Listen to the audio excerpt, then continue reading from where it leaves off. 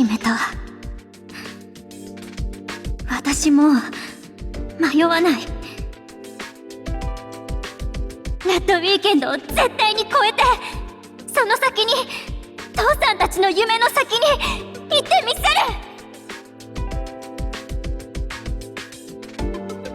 あの時の熱さが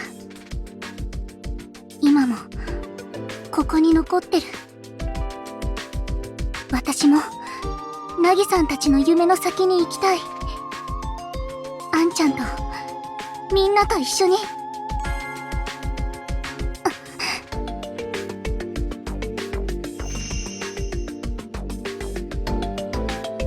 これがお前たちが越えようとしてる壁だ。俺は教えた。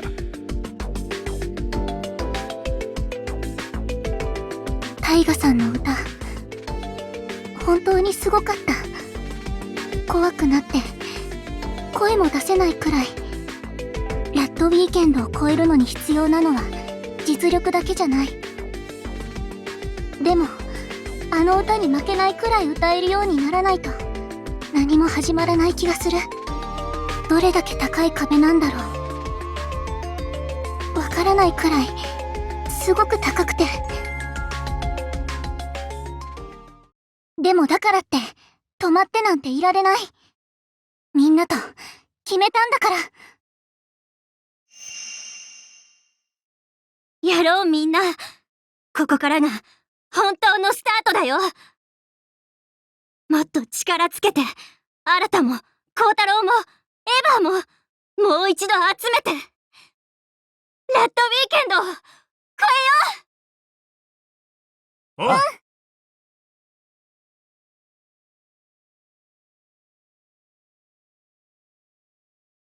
それじゃあまずは今後のこと考えなくちゃね。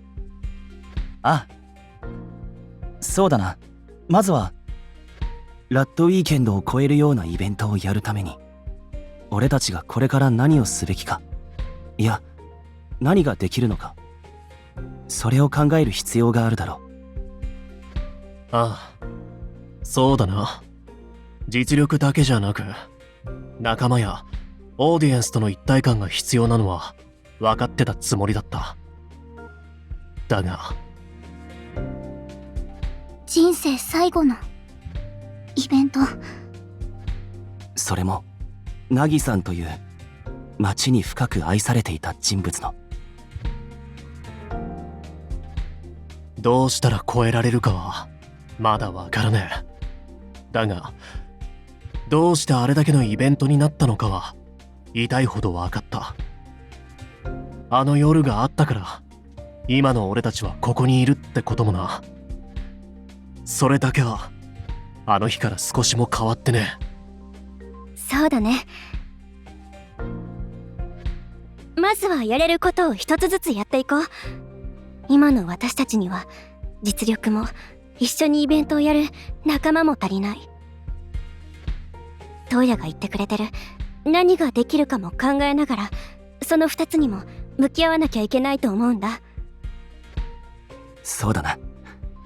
立ち止まってしまうよりは歩きながら考えていった方がいい。ではまず離れていってしまった遠野さんや三田、エヴァーの皆さんのことか。この方法で呼び戻せるかはわからないけど、みんなに会ってナギさんたちのことや私たちのことをちゃんと話す必要があると思う。そうだな。ラッドウィーケンドの裏にあった思いを知れば、あいつらももう一度立ち上がってくれるかもしれねえ。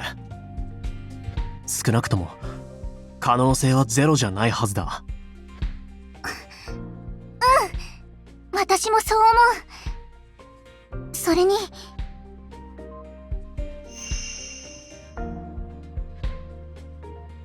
みんながいてくれたから、一緒に競い合ってきたからここまで来れたんだって思うから。俺もみんなとはもう一度話し合うべきだと思う。だが果たしてそう簡単にいくだろうか。え？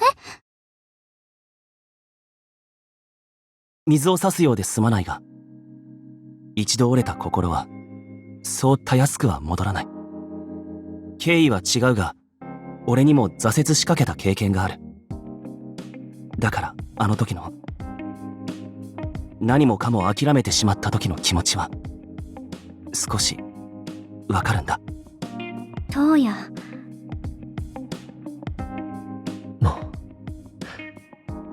一度叶わねえ、届かねえと思っちまったら、そう簡単に気持ちは立て直せねえ。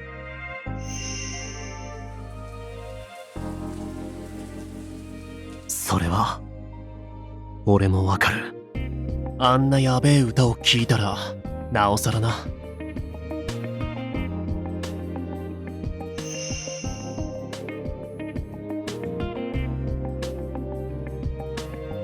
確かにタイガさんの歌は怖いくらいで、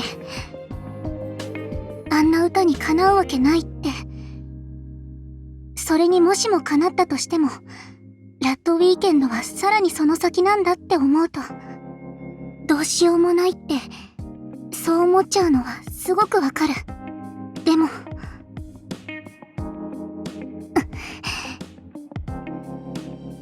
悔しいな。あの時もっと歌えてたら、もっとみんなのこと引き止められてたら。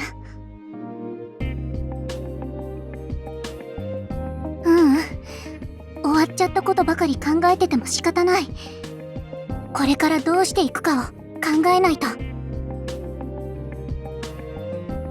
東野たちの言う通り、確かに難しいと思う。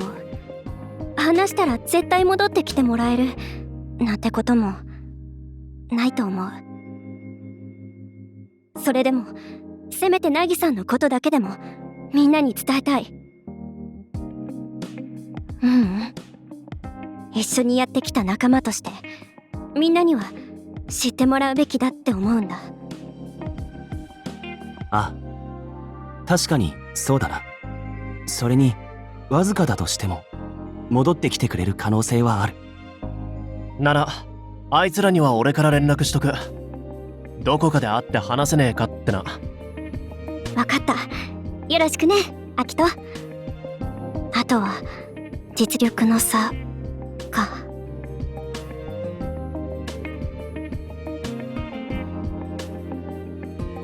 正直これについてもすぐに答えは見つからないと思う。だな。少なくとも今ここでパッと思いつくようなことじゃ大した結果は出せそうにね。そんなことならもうとっくにやってるだろうしね。あ、方法が見つからない以上、実力のつけ方についても普段の練習を重ねながら考えていくことにしよう。そうなるとまずはおのおの今以上に時間を確保するところから始めるのはどうだろうか。練習時間を増やすためにも、今後どうやっていくか考える時間を作るためにも有効なはずだ。そうだね。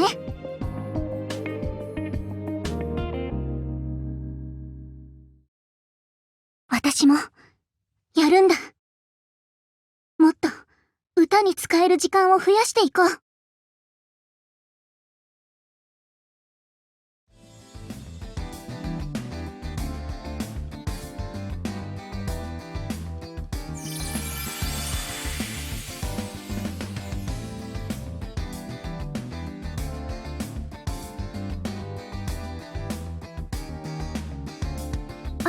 小羽、こっちこっち。みんなお待たせ。ごめんね、先生に委員会のことを相談してたら遅れちゃって。全然気にしなくていいって。それより委員会の相談って。実は委員会のお仕事をお昼にずらしてもらったら練習時間を少しでも作れないかなって思って。そうか。みんな考えることは同じだな。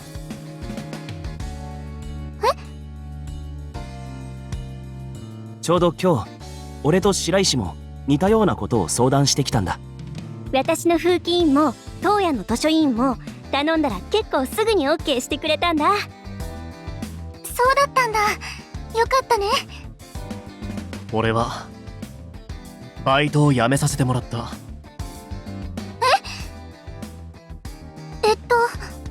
アルバイトってそんなにすぐに辞められるものなの？いや、最低でも2週間前には伝えなきゃならね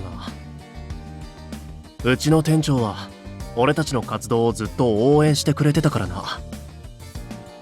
タイガさんに負けたことも噂で知ってるみてえだった。んでしばらく歌だけに専念したいって伝えたら、今から頑張ってこいって送り出してくれたってわけだ。そうだったんだ。素敵な店長さんだね。バイトって言えば、私お店の手伝いしばらくやらないことにしたの。それってお店の方は大丈夫なの？父さんもこっちは気にするなって言ってくれたしね。正直ちょっとホッとしちゃった。今父さんとか町のみんなの顔を見るとどうしてもいろいろ考えちゃうから。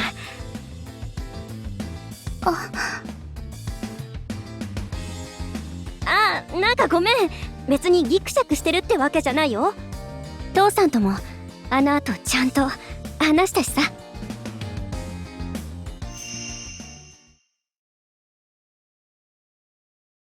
さてと、そろそろ寝る準備しよっかな。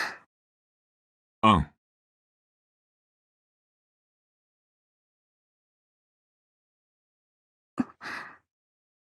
何？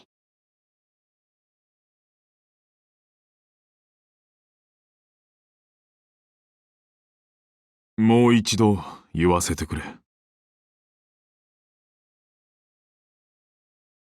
ナギが死んだことを黙っていて本当に悪かった。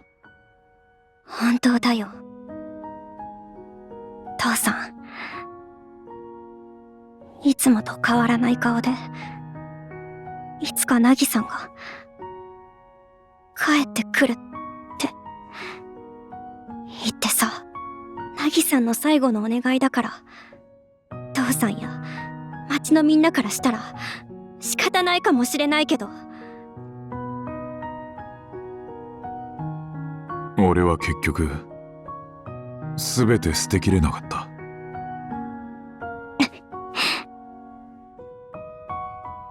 お前の言う通り、俺は仲間としてガキの頃から一緒だったナギの最後の願いを叶えてやりたいと思った。一人のアーティストとしてナギが言う次の世代の切り開く道を見てみたいとも思った。そしてお前には信じてもらえないかもしれないが、父親としてお前の夢を曇らせたくないと思ったんだ。その結果、お前を傷つけたことには変わりはない。本当に悪かった。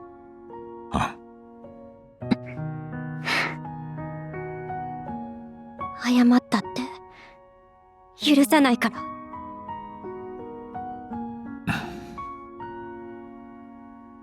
でももしあの時ナギさんが死んじゃったって聞いてたら、私はまっすぐ歌えなくなってたかもしれない。そしたら小羽にも秋人にも東野にも出会ってなかったかもしれない。だから父さんたちがしたことは許せないけど、私はこの道を歩いてこれたことを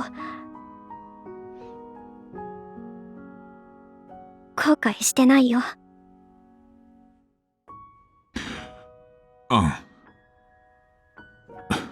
すまない。ありがとう。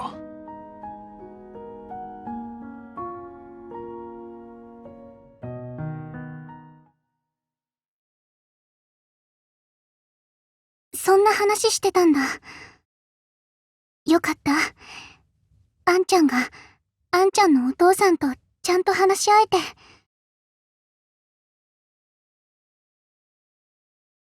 ま、とにかくだ。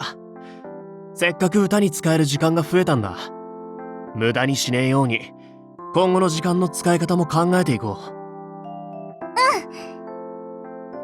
あ、そういえば東雲くん。どうした？遠野さんたちにはこの間連絡してくれてたよね。あの後どうだったんだろうって思って。ああ。連絡はしたが、岡崎さんからしか返事は来てねえ。